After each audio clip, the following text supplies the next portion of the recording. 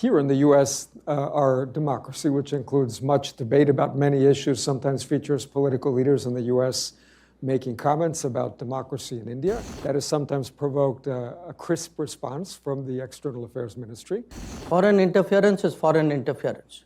Look, you have every right to comment, but I have every right to comment on your comment.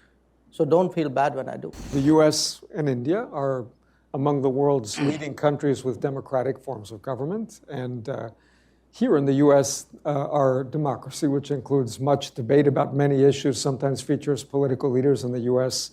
making comments about democracy in India. And that has sometimes provoked a crisp response from the External Affairs Ministry, perhaps pointing out that there are members of the Indian diaspora in the U.S. that might have concerns or complaints about racism or about gun violence.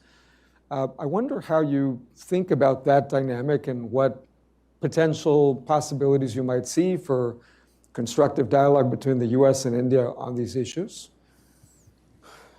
You know, there's one, the reality, and two, the handling of the reality.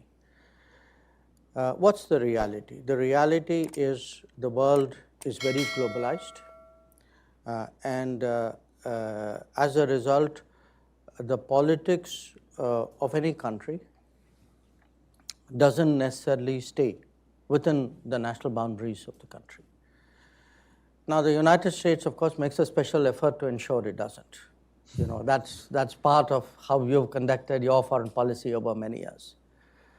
Now, as in a globalized era where there are also global agendas, there are players who like to shape not only the politics of their own country or their own region, but try and do it globally.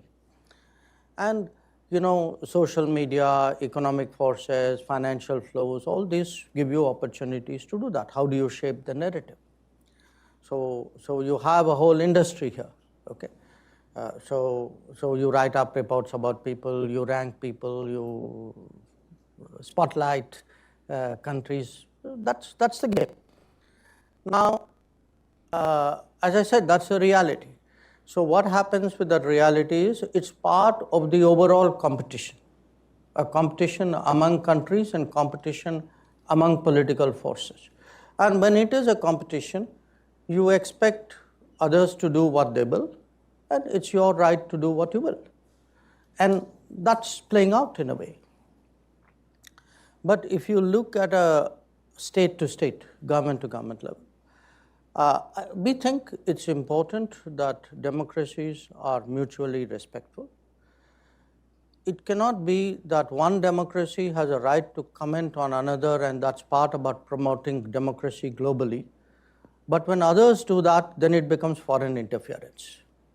You know, foreign interference is foreign interference, irrespective of who does it and where it is done. So it's a testy area. And my personal view, which I have shared with many counterparts, is, look, you have every right to comment, but I have every right to comment on your comment. So don't feel bad when I do.